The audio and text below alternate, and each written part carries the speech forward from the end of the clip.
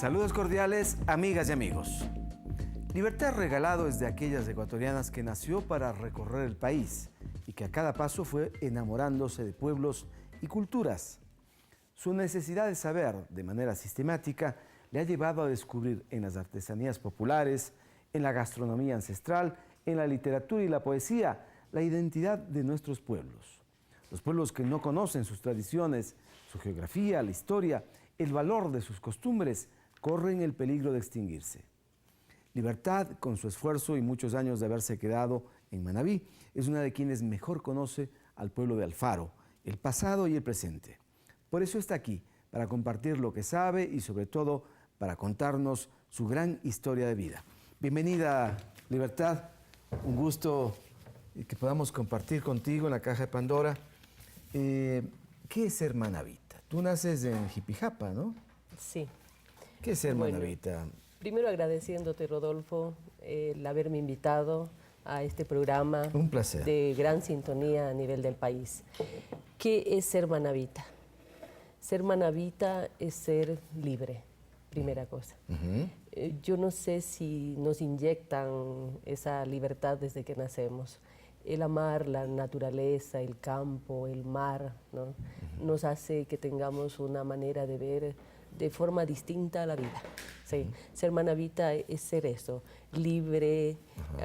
Con una gastronomía propia. Sí, gastronomía, con una identidad cultural propia. Nos identificamos no solamente con la gastronomía, sino con la artesanía que se desarrolla. Nos identificamos con la forma de ser cholo y de ser montubio. Y de ser montubio, sí, ¿no? Cholo y montubio. Sobre todo, me parece, no sé si estoy equivocado, pero en Manabí, ser montubio es un orgullo. Ser cholo y ser montubio en Manabí es un orgullo. Porque el montubio es la persona que vive en el campo, que desarrolla una actividad agrícola, que desarrolla una actividad artesanal. Igual el cholo es una persona que vive junto al mar, junto a las playas, que desarrolla su actividad de pesca, pero también una artesanía involucrada con la actividad de pesca. Entonces somos orgullosos. Yo digo somos, ¿no? Soy nacida en Jipijapa, he vivido más de unos 40 años ya en Manabí. Claro, me eduqué a nivel de sierra porque mis padres son de la sierra, mi papá de Tulcán, mi mamá de Atuntaqui. Entonces tengo yo de las dos lugares, ¿no? Mucho de sierra, mucho de costa, pero de Manabí yo creo que tengo mucho más. Tu padre es de Tulcán, ¿no? Sí, mi papá de Tulcán, Jorge Regalado Coral. Por eso es que en algunas biografías tú apareces como que hubieras nacido en Tulcán. Sí, yo de pronto pienso que puede ser por esa presencia fuerte de mi padre, ¿no? Por su actividad política, su actividad cultural y como un gran pedagogo que fue. Y tuvo que recorrer el país prácticamente rectorando colegios. Por eso tú también te formas como maestra. Desde pequeña, yo creo que seguí esa imagen de mi padre para ser maestra. Él fue un gran maestro y yo decía, no, yo tengo que ser maestra. O sea, no profesora ni docente, sino maestra. Que tiene otra significación. Mística, amor por lo que se hace. Se entrega a uno, se apasiona con lo que hace. Ahí llegas a ser maestro, si no, no lo eres. Sin duda. Vamos a mostrar enseguida, Libertad, un perfil donde consta una parte de tu historia de vida. Esto es elaborado por Nina Romero. Vamos a verlo y tendremos entonces temas para charlar. Nosotros, los 5 hermanos del segundo matrimonio de mi padre, nacimos en Jipijapa. La quinta es en Malibertad. Cuando mi padre estaba rectorando el Colegio Nacional Alejo Lascano. Creo que permanecí unos 2 años. Tengo entendido que en el año 55 lo cambiaron para que fuera a dirigir un colegio González Suárez en Alausí. Allí permanecimos 2 años.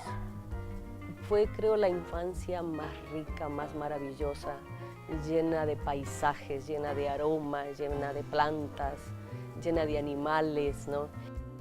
Políticamente mi padre se involucraba mucho, era un hombre que escribía, un buen orador, y en ese entonces subió el gobierno militar, la dictadura militar, y mi padre era contrario a todas dictaduras. Parece que no les gustó el discurso de él ni los escritos de él y simplemente lo jubilaron. Desde muy pequeña, yo desde los 5 años estaba aprendiendo poesía. La poesía que mi padre decía que debía aprender, porque él decía que tenía yo una voz muy especial para la poesía. Era tan exigente mi padre que decía, si ustedes saben leer y leen bien, pueden hablar bien y escribir correctamente. Y entonces, claro, de ahí nace la afición por la escritura. Ese mismo encuentro con la palabra me llevó algún día a comenzar a escribir, con esa idea de libertad. Fui influenciada por el movimiento hippie y comienzo a escribir poesía hippie. Yo me acuerdo unos versos, hay días que pasan tan largos que parecen chorreados y otros tan lentos que parecen goteados. Conocer a Libertad Regalado es una experiencia sin igual. Es una de las mujeres que no solamente irradia simpatía, irradia carisma, sino irradia conocimiento. Sus poemas, su forma de ser, va aparejado con una cultura manabita que la fue adquiriendo poco a poco en su vida.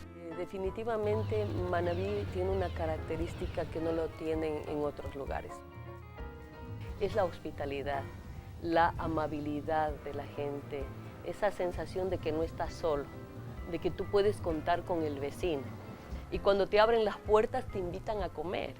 Es decir, nunca te dejan ir sin que tú te hayas ido sin un plato de comida.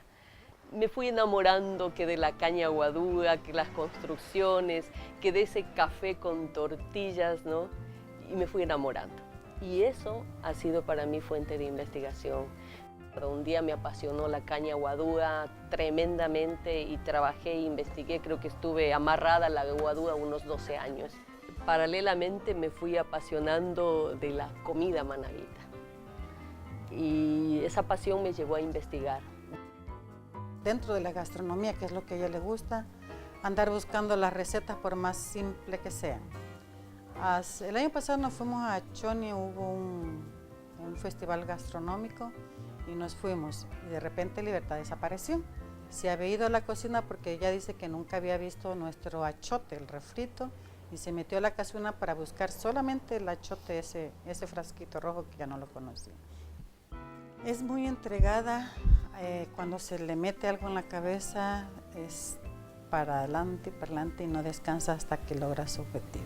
En 1998 comienzo a tener otra pasión que es la toquilla. Y nace este libro, Las hebras que tejieron nuestra historia. Investigando sobre la paja toquilla, sobre especialmente el sombrero fino de paja toquilla, descubrimos en unos textos que las primeras insurgencias que se dan en América se dieron acá en Manabí. Investiga a fondo, se mete por cada recoveco y tiene un acercamiento muy humano a la gente. Cuando tú te das cuenta, es como que tú también lo viviste. El saber de dónde salen las cosas, de dónde viene, por ejemplo, el sombrero fino de paja toquilla, de dónde viene la guadúa, de dónde viene la comida. El maestro debe ser un investigador nato. Debe investigar su cultura, su pueblo, porque debe enseñarse las culturas, las raíces identitarias de los pueblos. Hay que enseñar a nuestros alumnos, pero eso no se va a lograr si esperamos que desde el poder central nos vengan los libros, los textos, nos venga todo. Es nuestra obligación investigar. Ese es nuestro trabajo. Muy bien. La maestra, a ver, ¿por qué ese espíritu de mostrar de dónde vienen las cosas? ¿Allí reside la razón de ser del maestro? No solamente del maestro, yo creo que de todo ciudadano. Si tú no conoces tus raíces, no conoces tu historia, es como que no tienes una cédula de identidad. Porque la cédula de identidad, el papelito que te dan en el registro civil es para decir tu número de cédula y nombre. No, tu cédula de identidad es el conocimiento de dónde vienes. Y que cuando uno conoce su identidad, ama el lugar donde vive. ¿Ese concepto ha sido impartido en las aulas donde forman a los maestros o es algo que uno va aprendiendo en la vida? Mira, lamentablemente este concepto debe impartirse desde las aulas, especialmente desde los primeros, pero es lamentable los profesores no lo hacen. Hay una separación de esa identidad, porque definitivamente no hemos logrado crear maestros investigadores. Las universidades tienen una gran deuda con el país, no se han creado investigadores. ¿Y por qué no han llegado a crearse? ¿Porque no han estado dentro de los planes o porque no han podido estos centros? Verás, hay un serio problema en el país y el serio problema se maneja desde la última dictadura militar, en la cual se establece la única jornada en la educación. Y estamos hablando ya a nivel de escuelas y colegios. Al establecerse esa única jornada, bajamos nosotros de 8 de la mañana, que trabajábamos a 12, y de 2 de la tarde a 5 de la tarde, reducimos esa carga horaria y comenzamos a trabajar desde las 7:15 o 7:30 de la mañana a 1 de la tarde.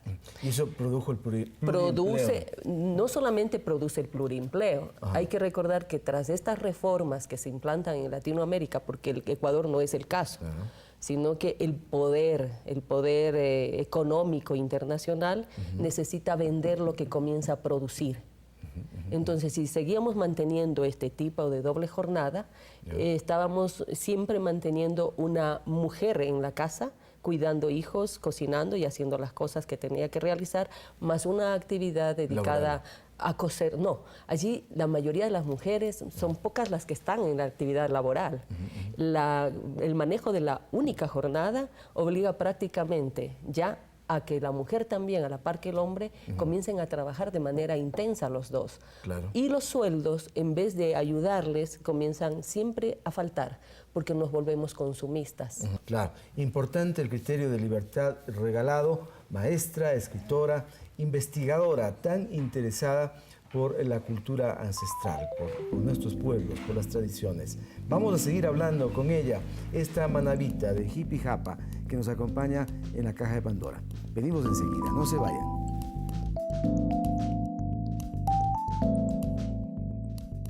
Libertad Regalado es una intelectual que escribe poesía, educación e investigación social manabita. Entre sus textos más destacados tenemos las obras Las palabras sumergidas, Manabí y su comida milenaria, y Las hebras que tejieron nuestra historia.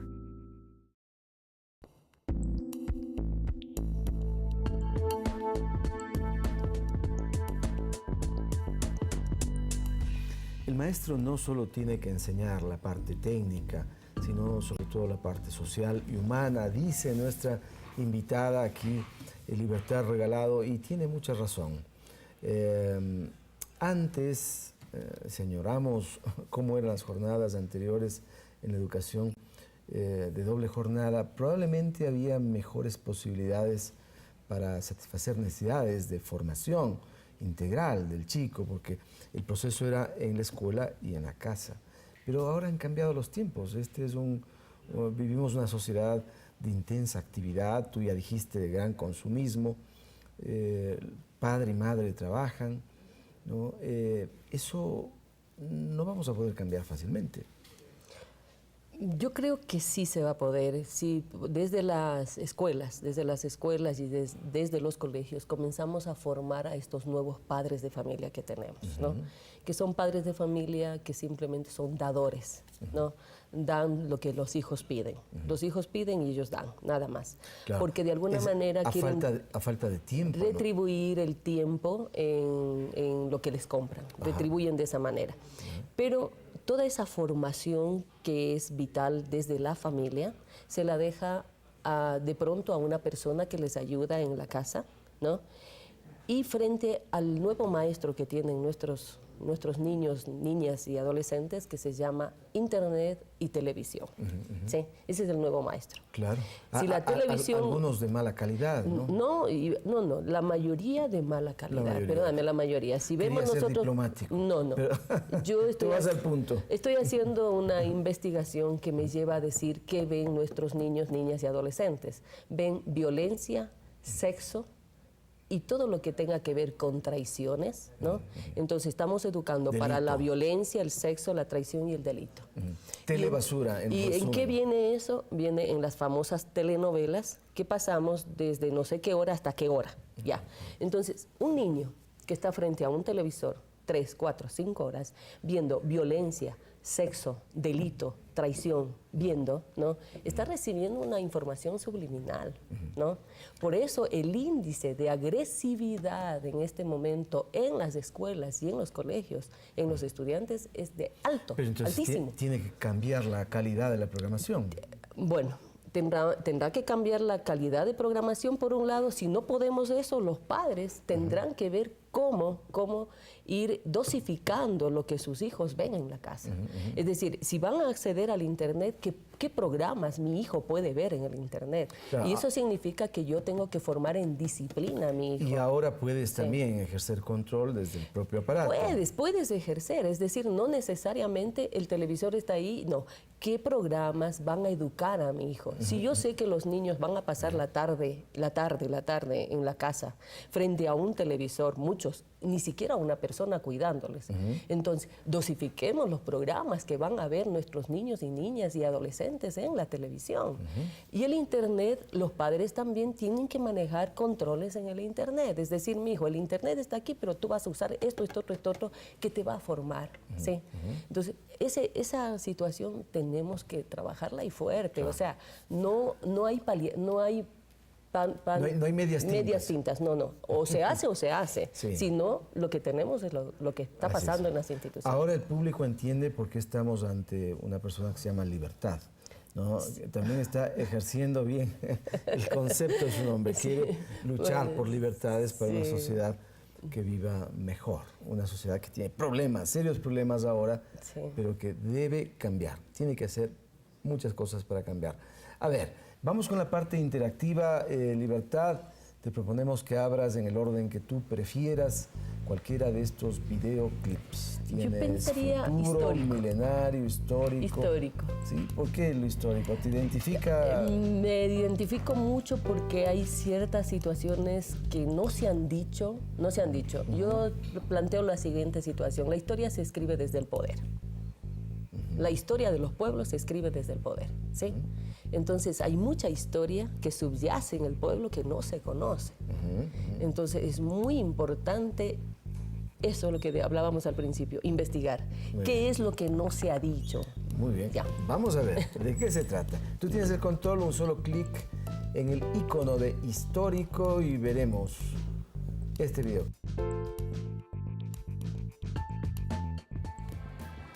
En 1998, la escritora e investigadora Libertad Regalado centró su atención en uno de los elementos emblemáticos de la cultura manabita, la paja toquilla. Esta investigación la llevó a descubrir no solo la historia del conocido sombrero fino jipijapa, sino también la urgencia de rescatarlo. Jean-Paul de Mera, director del Instituto de Patrimonio Cultural de Manabí, explica que la idea no solo es motivar en la gente su uso, sino otorgarle al sombrero de paja toquilla el sitial que le corresponde en la historia. En marzo enviamos el expediente completo del sombrero de paja toquilla, el sombrero fino de paja toquilla, a la UNESCO, para ser incluido en la lista representativa de patrimonio inmaterial de la humanidad. Actualmente, el Instituto de Patrimonio está desarrollando un plan para salvaguardar el sombrero fino.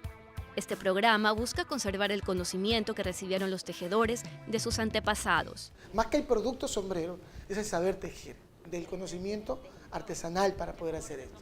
Lo que tenemos que salvaguardar es que esa forma de tejido no se pierda, que hay una adecuada transmisión a las generaciones más jóvenes, que por muchos motivos, migraciones, remesas, ya no quieren tejer.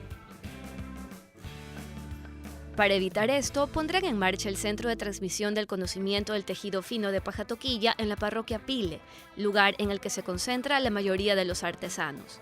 Estamos trabajando con la modalidad de escuela-taller y nos está apoyando la Escuela Taller San Andrés de Quito, ¿sí? con sus coordinadores y nuestros representantes ante la escuela taller, para podernos juntar todas estas ganas y estos esfuerzos para que haya una correcta transmisión. Esto es un esfuerzo, créemelo, gigantesco para una entidad como la nuestra, que es técnica de investigación. Sin embargo, este sombrero, que puede ser para muchos un accesorio de lujo y venderse por cientos o incluso miles de dólares, constituye en esencia parte de la memoria histórica del pueblo manabita.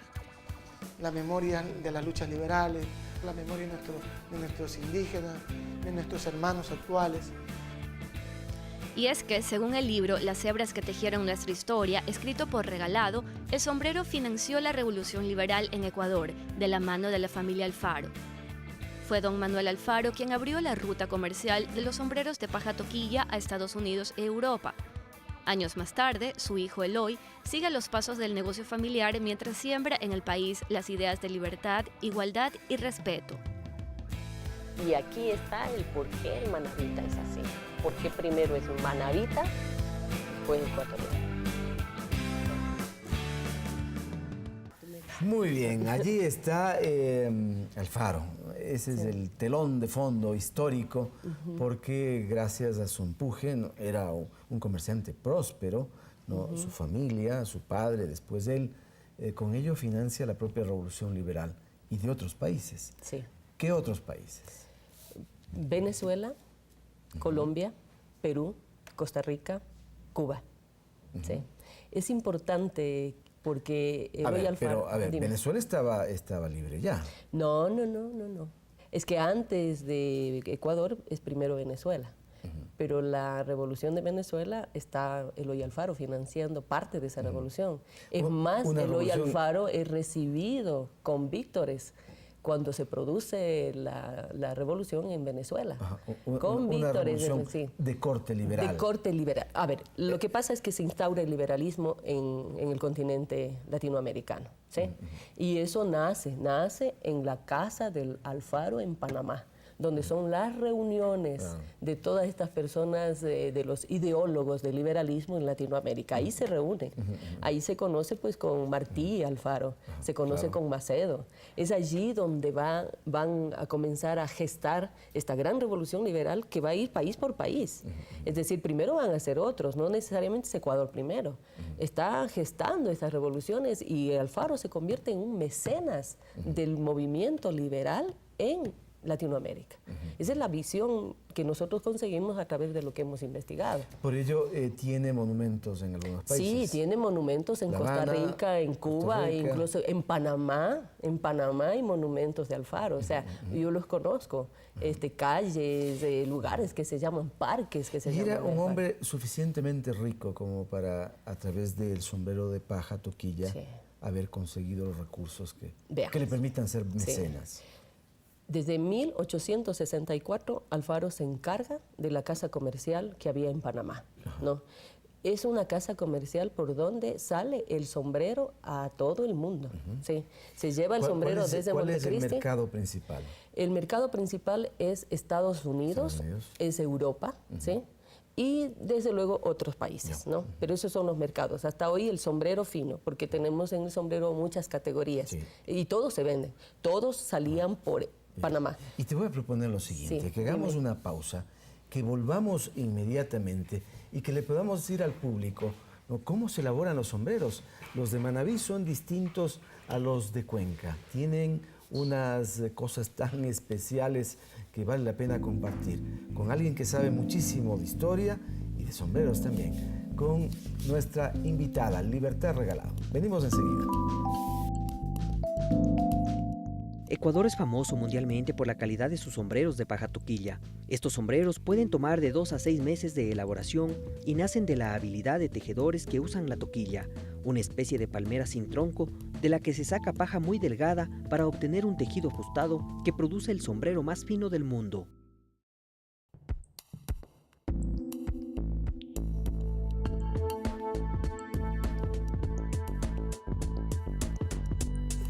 De manera equivocada, en un momento de la historia se dijo que el Panama Hat era de Panamá, cuando en realidad se trataba de un sombrero ecuatoriano que no está presente en el tiempo reciente, sino a través de la historia. Y eso lo ha descubierto la investigadora Libertad Regalado. Tú dices que las primeras insurgencias ya tienen una implicación con el sombrero de paja toquilla. ¿Por qué? ¿En qué año? Ya, las primeras insurgencias en la época colonial. Pero cuando hablamos de que la presencia del sombrero de paja toquilla es precolombina. O sea, no tiene que ver con la época colonial. Sino no es que traen los españoles la moda. Ni... El modelo. Traen el modelo. Porque ya había... nuestros pobladores precolombinos usaban sombreros de paja toquilla. ¿no? Y tenemos presencia ya en figurines desde la cultura chorrera, podemos observar el sombrero. Jamacoaque observamos sombrero, Bahía. La cultura manteña tenemos un figurín bellísimo con un sombrero. Y podemos tener incluso en la cultura Milagro Quevedo, que también tiene sus extensiones en lo que es el territorio de Manabí. Con otras formas. Con otras formas, porque los cronistas indican que estos indios cubren sus cabezas, ¿no? Con unas especies de sombreros, de toquillas, unos parecidos a alas de murciélagos, ¿no? Que cubren, y que es hecho de alguna cosa rara, que les habían dicho que era hecho de pelo de murciélago, pero que cuando ellos investigaron se dieron cuenta que era de una palma, ¿no? ¿Y cuál es esa palma? Más tarde, pues científicos de la Casa Real de España van a investigar y indicarán que es la paja toquilla, que en esa época se conocía con el nombre de jipijapa, pero que la bautizaron con Cardulovica palmata. Ya. Hasta allí para entender que el sombrero no es que nos vienen a enseñar. Lo que pasa que en 1630, que es una fecha de otros investigadores, señalan que llega un criollo desde Panamá, ¿no? Y que ve que los tejedores de jipijapa son muy hábiles haciendo este tipo de cosas para cubrirse la cabeza y de otras cosas más. Con ellos se inicia a crear esta otra forma de uso de sombrero a la usanza europea, pero con estos tejedores, simplemente que cambien la forma de hacer a esta otra forma. Entonces, eso indican. En cambio, otros dicen que no, que fueron los mismos indios que viendo ese otro tipo de sombrero, de paño que traían los españoles, ¿no? Entonces comenzaron a mirar y lo copiaron. Y elaboraron esta otra forma o sea, con la misma forma, pero un sombrero de paja toquilla. Sí. En 1765 ocurre un evento importante. Importantísimo. Juan Seguiche. ¿Quién es Juan Seguiche y qué hace indígena en España? Los atropellos de los administradores españoles hacia los indios eran muy fuertes a nivel de lo que era la tributación, ¿no?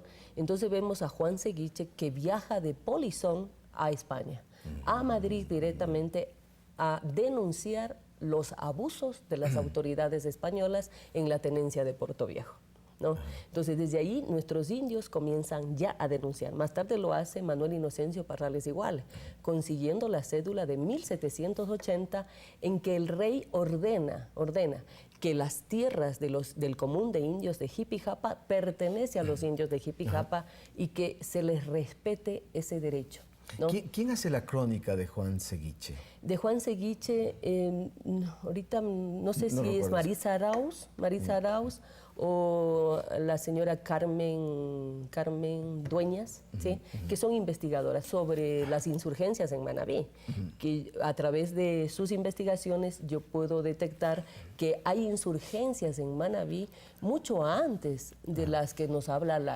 cuenta la historia. ¿Y qué consigue Juan Seguiche? Juan Seguiche consigue movilizar y que se comience a respetar a los indios, ¿no? Y que no se les exija tanto, porque va a haber un amotinamiento después de los indios, porque se les está exigiendo tributar sobre su artesanía. Es más, después ya tenemos 1776 por allí, ¿no? Nuevamente los indios de Jipijapa reclaman el derecho que tienen sobre su artesanía. Comienzan a quitarles las tierras para sembrar cacao, para sembrar tagua, ¿no? Y que dejen sus tierras. Pero es algo peor todavía. Los españoles se apoderan del comercio del sombrero y de la paja toquilla. Increíble. Sacando la paja toquilla a Perú y a Colombia. Y después de la independencia, sigue lo mismo, los criollos que toman el poder siguieron en lo mismo. Y lo más importante es que durante 1815, 1830, tenemos muchas revueltas que se realizan en Jipijapa. ¿Y quiénes están atrás de estas revueltas? Los indios, ¿no? Comerciantes y artesanos de sombrero. Increíble. Sí. Fabulosa historia la que nos cuentas, Libertad, y que amerita no solo un programa, varios programas y quizá una investigación mayor. Ahora que los documentales son tan importantes, que están removiendo conciencias, puede ser un gran tema para un documentalista. Sigamos buscando. Tenemos la obligación de abrir estos videoclips. Tienes Futuro Milenario. ¿Por dónde nos vamos? Antes de que lo abras. Yo quiero dejar el futuro para después.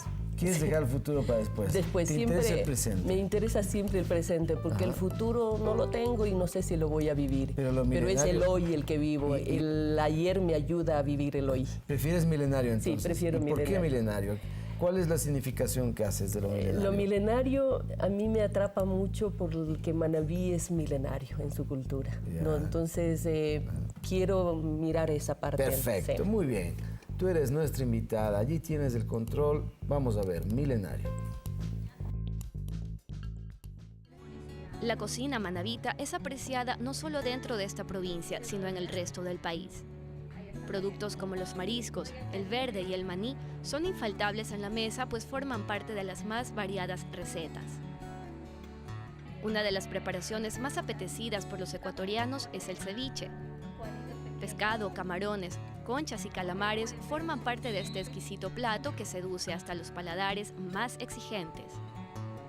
El sabor, la calidad de los mariscos es lo primordial en la elaboración y el proceso del ceviche. Hay mucha calidad de pescado, mucha variedad, pero tratar de buscar el mejor. En lo que es igual el camarón, tratar de tener el mejor producto fresco en el momento. Lo que es respecto a la concha, tiene que ser en el momento abierta, sacada para poder elaborar un ceviche.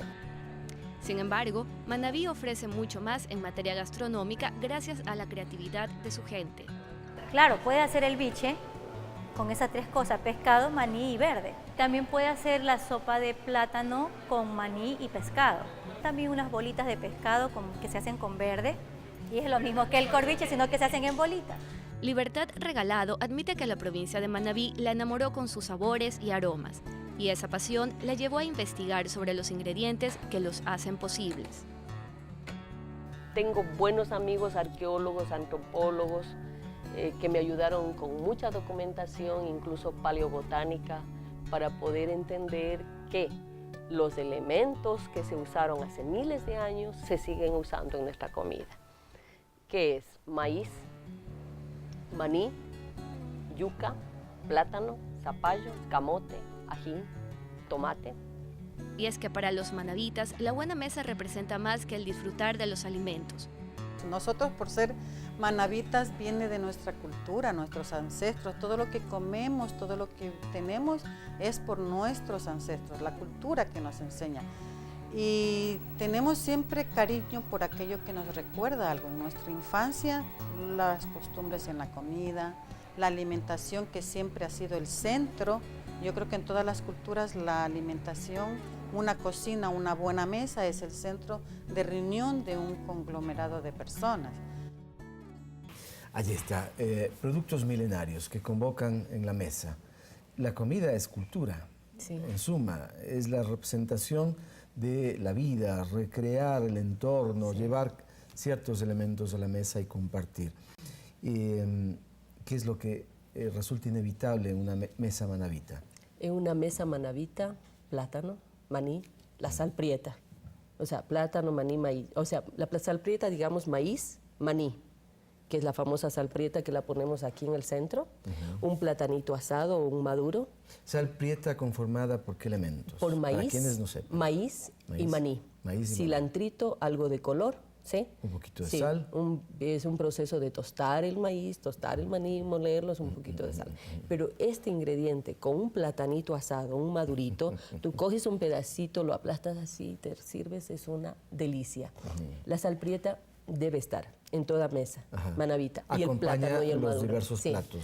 De ahí, el maní tiene una presencia fantástica en casi todas las comidas manabitas. Es decir, el manabí es el rey de los ingredientes, ¿no? Y de allí vas uniendo maíz, Sí. vas uniendo plátano, vas poniendo yuca, vas poniendo camote, zapallo, vas poniendo las habichuelas. Ay, son unas reinas esas habichuelas, ¿no? Sabes, aquí, Sí.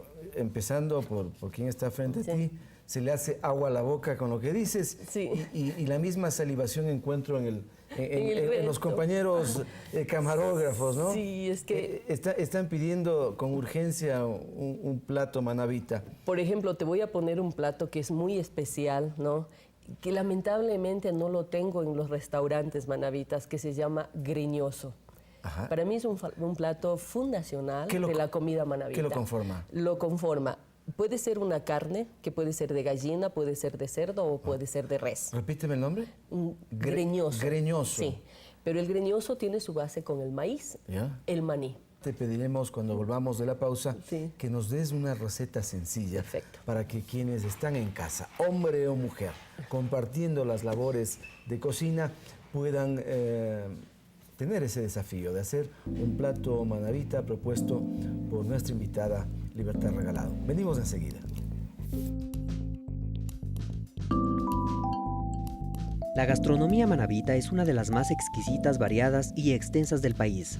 En ella se han combinado los saberes ancestrales y los alimentos tradicionales andinos, con el aporte hispánico de nuevos productos y combinaciones.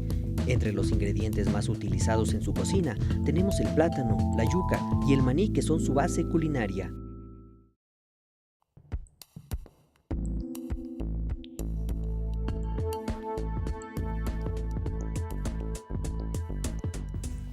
De vuelta, tiene ya papel y lápiz cerca. Vamos a decirle a Libertad Regalado que nos dé una receta básica, algo que sea muy sencillo, Sí. de Manabí y que podamos hacerlo en cualquier parte del país.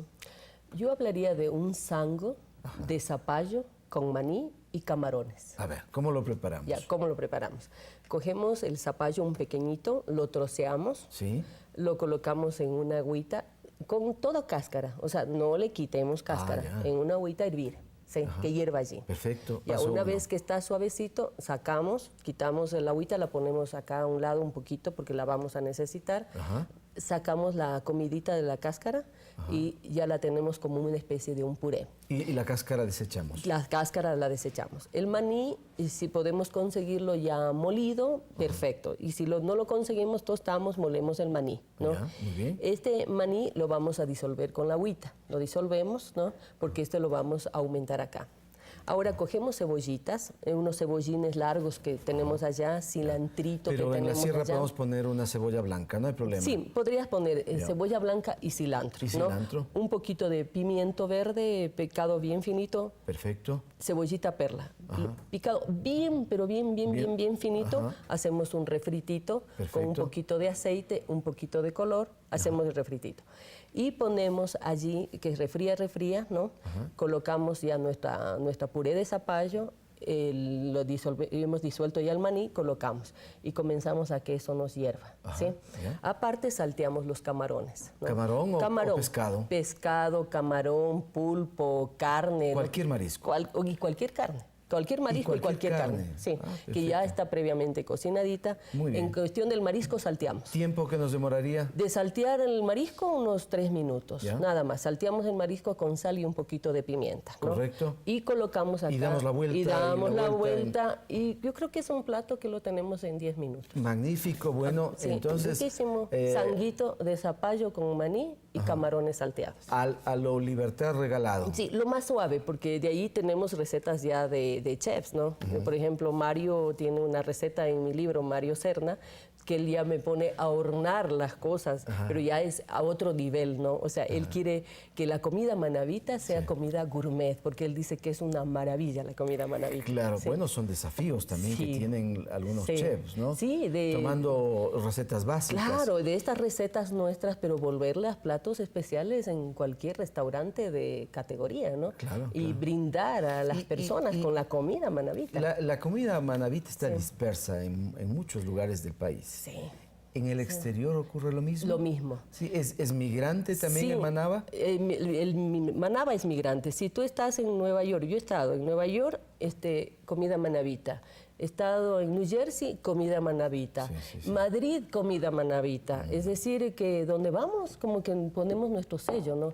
Que la comida manabita, es decir, Claro. y la comida manabita debe ser salvaguardada por el país. O sea, debe ser también Patrimonio, ¿no? un patrimonio cultural del Claro, país, porque claro. definitivamente no es que sea que yo diga manabí todo, no. Pero yo he vivido en la sierra, he comido platos en la sierra y desde luego una fritada de atuntaqui yo no me la pierdo por nada, ¿no? Que para mí es la cosa más riquísima que hay. Pero si yo comienzo a ver la comida manabita... los helados de paila de Ibarra. Ibarra, los helados de paila, sí, no. Pero si tú ves la comida manabita, con esa carga histórica que tiene atrás, que nuestros antiguos pobladores precolombinos cocinaban así, preparaban cosas con estos elementos y que nosotros la conservamos, por Dios, entonces es una historia ancestral. Dime una cosa, ¿cuál es la diferencia del ceviche manabita con el ceviche de Esmeraldas o de Guayaquil? Ya, los cortes del pescado, sí, y que los dejamos macerando en limón, sí. Entonces macerarlos, deja su tiempo macerando en limón. Es decir, no puedes tú servir, cortas y sirves, ¿no? Claro. Por ejemplo, el ceviche peruano, ¿sí? Desde luego tú tienes que conseguir un pescado de altura en el ceviche peruano porque tú no maceras mucho tiempo. Es como que cortas el pescado, ¿no? Y de manera casi inmediata lo sirves. Y entonces en Manabí, una vez que maceras el marisco, ¿qué haces? Maceras el marisco, preparas, ya lo pones en el plato. Y ya está. Sí, y sino que preparas los otros ingredientes. ¿Y se hace distinto al de Esmeraldas? Se hace, no tan distinto, porque todo tiene que ser. Hay una cosa distinta en Manabí, pero ya hablemos de jipijapa, ¿no? Porque jipijapa como que tiene ciertas connotaciones en el ceviche, le pone maní, una salsa de maní al lado. Cuando tú coges esa salsa de maní, colocas en el ceviche, lo revuelves, estás con un ceviche de pescado con maní delicioso. Y comiéndose un ceviche maravilloso, se puede escuchar música de Julio Jaramillo, por ejemplo. Una cervecita helada. Una cervecita helada, sin decir la marca. Sí, no voy a decirla. Y hasta se puede escuchar poesías. Claro, ¿no es cierto? Claro. Mira, siempre, a ver, vamos a tratar aquí de imaginarnos, escuchar alguna poesía. Nostalgia, cuerpo, ternura entre los brazos, ojos, arco iris para cabalgar el infinito, voz, melodía bañando los sentidos, mar, corazón intermitente, golpeando el tiempo, al filo de los adioses, dejándonos un pañuelo de espumas para limpiarnos la resaca de la nostalgia. Ahí está. ¿Identificas al lector? ¿Cómo se llama? Carlos Calderón. ¿Y qué le dice Carlos Calderón, chico, a nuestra invitada? Carlos, sé que estás emocionado leyendo esa bellísima poesía, pero tienes que decirle algo a la autora. Bueno, toda la poesía de Libertad, mi amiga entrañable y su admirador permanente, es una convocación de los sentidos y una forma de querer seguir leyendo la poesía. Lo hemos hecho en casa de Libertad, que no solamente es una gran poeta y narradora, es una investigadora excepcional de la identidad manabita, y eso creo que nos hace admirarla mucho más, mucho más. Fantástico. Si quieres decirle algo a Carlos, a tu amigo entrañable. Sí, gracias Carlos por tus palabras. Yo sé que tú, al igual que muchos otros, amamos nuestra tierra y a través de lo que hacemos tratamos de darle valor a la identidad especialmente de la costa ecuatoriana. Tú eres igual un gran poeta, un trabajador de la cultura. Gracias, amigo, gracias, siempre. Qué bueno que este programa sirva también para enlazar corazones y talentos. En cuanto a la poesía, ¿qué es lo que tú has podido producir hasta este momento? ¿Cuántas publicaciones, cuántas piezas poéticas? Ya. Por ejemplo, he publicado cuentos también. Tengo Palabras Sumergidas, ¿no? Que es un libro de cuentos con el que inicio esa narrativa erótica, ¿sí? De ahí tengo poesía, tengo Evarótica 1, Evarótica 2, tengo narraciones y poesías, ¿sí? Y ahora tengo varios igual poemas escritos para una nueva publicación, sino que estoy transitando otro camino dentro de la poesía, que es una poesía más a nivel histórico, a nivel antropológico, porque soy una apasionada de la arqueología. Entonces hay situaciones de la arqueología que merecen ser escritas, ¿no? Y tratadas desde la poesía. Muy bien. Por ejemplo, te pongo Los amantes de Zumpa. De Zumba. De Zumpa.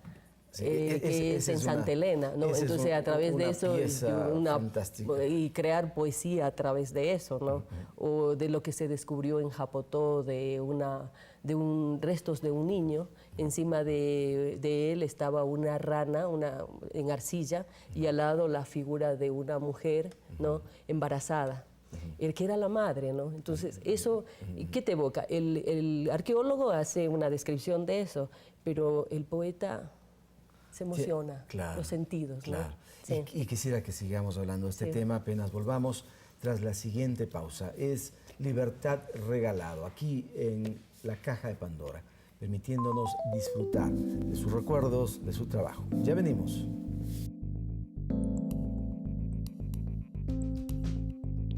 La caña guadúa es liviana, fuerte, flexible y resistente. Además absorbe sonidos, olores y altas temperaturas. Perteneciente a la gran familia del bambú, está entre las plantas de mayor y más versátil utilización en el mundo, incluyendo la construcción. De las cerca de 1.500 especies de bambúes que hay en el mundo, alrededor de 280 son nativas del Ecuador.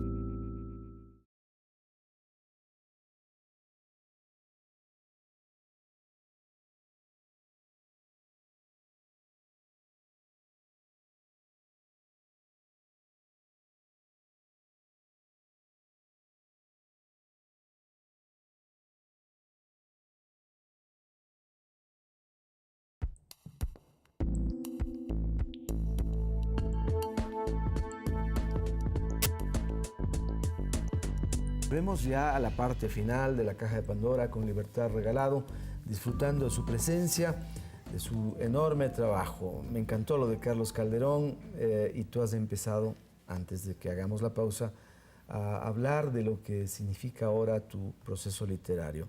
Te estás involucrando con la antropología, ¿no? Con la historia y tienes poesías. ¿Podemos escucharte una de ellas? Una de ellas. Una de ellas. Ya. La de los amantes de Zumpa. Veamos con eso. Vamos a verlo. Que es poesía inédita, ¿no?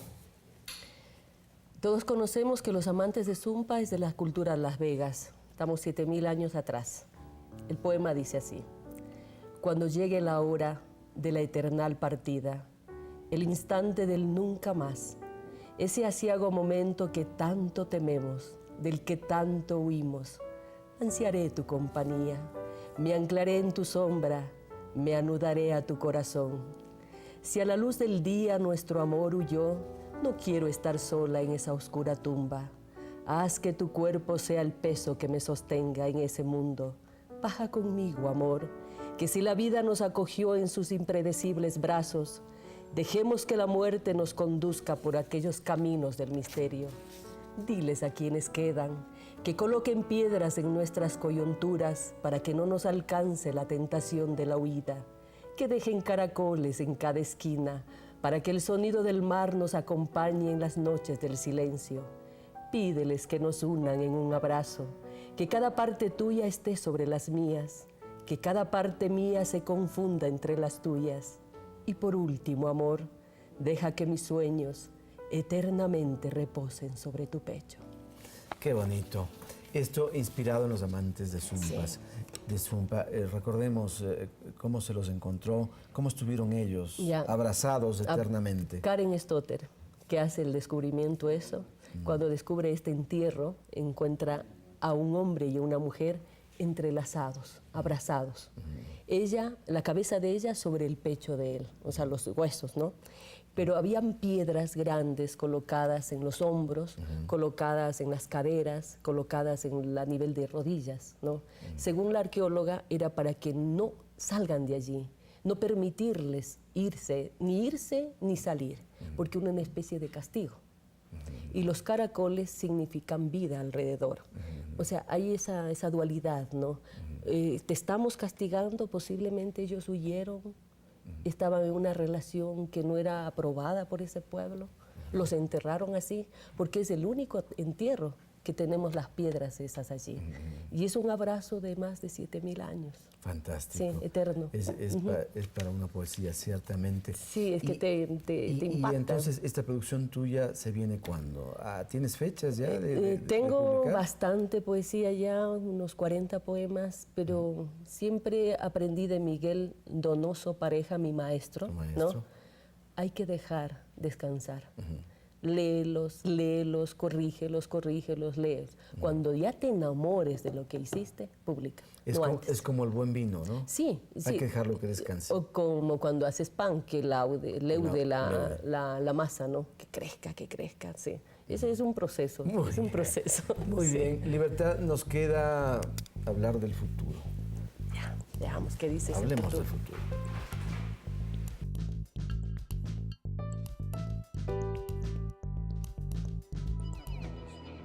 El arquitecto Jorge Morán ha dedicado parte de su vida a investigar sobre la caña guadúa, material tradicional de nuestro país que es considerado como uno de los mejores bambúes del mundo. De ella le llamó la atención su resistencia, pero también los beneficios que brinda al planeta. Porque se considera que es un material que su sistema de raíces sostiene la tierra, controla la erosión, evita la erosión. Porque es ecológico, porque se reproduce de una sola planta, puedo tener en teoría miles de plantas y en poco tiempo. Lo que es un árbol, siembro un árbol, después de 20 años tendré un árbol. Aquí no tengo muchos árboles. Señala que la investigación del bambú se ha extendido en todo el mundo, pues se trata del único vegetal que podría salvar los grandes espacios verdes que el planeta ha perdido. No hay guayacanes, no hay bálsamos, no hay cedros. Entonces el único que puede reemplazar y hacerse todo con es este material. Las investigaciones de Morán no se han quedado allí. Junto a sus alumnos de arquitectura de la Universidad Católica, empezó a fabricar una extensa variedad de materiales de construcción hechos completamente de bambú. Pueden servir para cielos rasos, tumbados le llamamos, para recubrimiento de paredes y 2 tableros que son estructurales, que me pueden servir para pisos, que me pueden servir para paredes, que me pueden servir para hacer puertas, para hacer muebles. En fin, tiene una cantidad enorme de usos. Desde la planta de Ecomateriales, Morán dirige el proceso que sigue la caña hasta convertirse en pisos, paredes y techos. Espera que a través de su trabajo la gente tome conciencia de la importancia de este noble material, el cual ayudará a construir viviendas a bajo costo, pero sobre todo a preservar el ecosistema. Me decías mientras veíamos esto que incluso la caña guadúa permite que sus habitantes se mantengan jóvenes. ¿Por qué? Yo aprendí esto de los maestros de la caña, especialmente de Jorge Morán, ¿no? Y del gran maestro colombiano también, que siempre toda su vida ha estado metido en lo que es la caña guadúa. Me decía, si tú quieres permanecer joven, que tu casa sea de caña guadúa, porque la caña es vida, es energía, el cemento es muerte. Y yo creo que sí, porque no te voy a decir la edad, pero ya pasé mis años, pero me mantengo no con cirugía, sino gracias a la caña guadúa. Mi casa es de caña. Y gracias a tu poesía también. Sí, gracias a la vida, que tú das y recibes en la misma medida que das. Claro, sí. Claro. Acá tuvimos la oportunidad de tener a Schubert Ganchoso, ¿no? Este músico extraordinario. Sí. ¿No? Que tiene sus instrumentos de caña. Me traes tú a colación con lo de Schubert, con lo de Jorge Morán. Estuvimos en un evento en Guayaquil y justamente yo hice un poema a la caña guadúa que se llama Yo Guadúa, ¿no? Donde mencionaba todo lo que se hace con la guadúa, inclusive los instrumentos, ¿no? Y se presentó la orquesta de Schubert con los instrumentos. O sea, yo hice la poesía, él hizo la cuestión de la música. Fue increíble, ¿no? Esa cuestión de que yo siempre digo, ¿por qué seguimos construyendo escuelas en Manabí, en el campo manabita, con ladrillo y cemento? ¿Por qué no construimos con un material tan noble que es la caña guadúa? O sea, probablemente porque las autoridades del Ministerio de Educación que se dedican a la construcción no han escuchado. No, lo que pasa es que caña guadúa la tienen asociada a la pobreza. O sea, es terrible esa situación, ¿no? Yo tenemos con Jorge, como hicimos investigaciones bastantes, fotografías de casas de más de 100 años de caña guadúa. Mi casa tiene 11 años y tú la viste, sigue nueva, porque si la cortas en buen tiempo, le haces todo el tratamiento necesario, tú puedes tener casas para toda tu vida y tu futura generación. Y tiene muchísimos usos y además la posibilidad de que se reproduzca esta planta es enorme. 4 años, a los 4 años tú ya estás cosechando, o sea, no necesitas como muchas maderas 10, 15, 20 años para cosechar, ¿no? Y es decir, y la reproducción es tan fácil con sus hijuelos, se va reproduciendo, es decir... Y pronto se sabrá, incluso que en el mercado nuestro y quizá en el del exterior, van a estar circulando bicicletas de caña guadúa. Sí, yo ya lo vi, eso me quedé admirada. Yo dije, por Dios, fantástico. No, sí. Eso es posible hacerlo en nuestro país, con el talento sí, se y con puede, la riqueza de nuestro pero suelo. desde que, igual, o sea, si vamos a hacer construcciones desde el poder, viviendas desde el poder, entendamos que en el campo, por Dios, no ladrillos, ¿no? Podemos hacer el piso de cemento, porque es lógico, hay que hacer una mampostería de cemento o de ladrillo, pero todo lo que es paredes, techos y todo, caña guadúa. Sí, yo pienso que ahí está el futuro. Muy bien, muchas gracias, Libertad, por compartir este programa. El tiempo se nos vino muy corto, pero ha sido muy entretenido mirar todo tu trabajo, saber tu pensamiento y pues te deseamos de lo mejor. Que haya mucho más de eso bueno que estás haciendo. Amigas y amigos, gracias por compartir. Es un placer poder dirigirnos a ustedes. No dejen de escribirnos, sus comentarios son muy importantes para que podamos construir este programa juntos. Que pasen bien. Hasta pronto.